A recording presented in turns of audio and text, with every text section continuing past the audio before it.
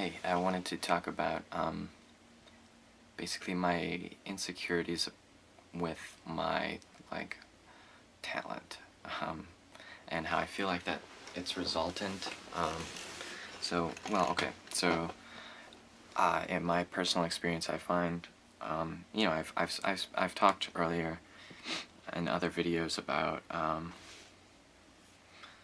not not always believing in myself for this reason or that, second guessing, doubting myself, largely because of how I feel other people will interpret myself, or yeah, and I feel like the reason for that is because when it comes to me personally, and my work ethic and how I practice things, even things that I'm really interested in, like drums, like writing, like my studies, filmmaking, even when it comes to those things that I'm really interested in, I find that I don't study whatever the trade is, as much as like other people. Say, like, take my drumming. My roommates and I are basically sort of in a quote unquote band sort of thing. I mean, we play together, and I do not practice the same amount that they do. Granted, it's different instruments, but I just don't, I find it a lot easier to get down to practicing or sticking to practicing when I'm with other people, like if it's a group endeavor. So, when we get together and we play together, I have no problem with just carrying on and carrying it on because, like I've said before, I'm all about helping other people and like pleasing other people. So it's like, if you want to keep going, let's keep going. But when I'm left to my own devices, I tend to just want to switch. I lose interest, even though it's something that I love. It's time to move on. And so it just seems like that leads to, or the way that I interpret that is, it feels like it leads to me not being as prepared on any one moment as maybe another person or someone who is on level with me in some respect. And so that in the past has caused me a lot of stress, and because it's like there are these things that I say I'm really interested in, and yet like I think if people from the outside were to look in, they'd say, well, are you really? Because you don't even practice it that much.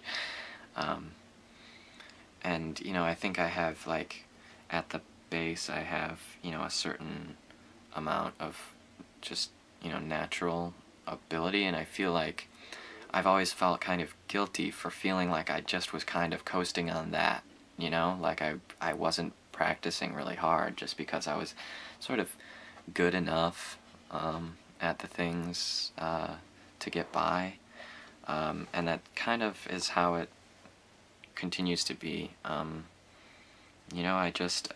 It's not appealing to me to think that life is about fully applying yourself and just working your ass off at something and just mentally exhausting yourself. I don't enjoy doing that, or like going through the process of it, so thinking that like the things that I love require that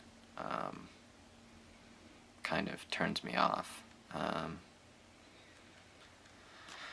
So it kind of that kind of sets up a sort of paradox, because like I feel happier when I feel prepared and talented at something, but I don't want life to seem like I have to go through what it takes to become that.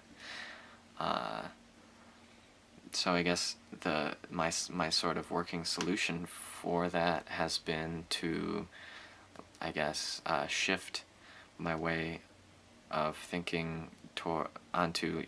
I guess it seems like I shorten my time spans, or my time scales. You know, it makes the making and in doing that, I make the now seem vastly more important than the later.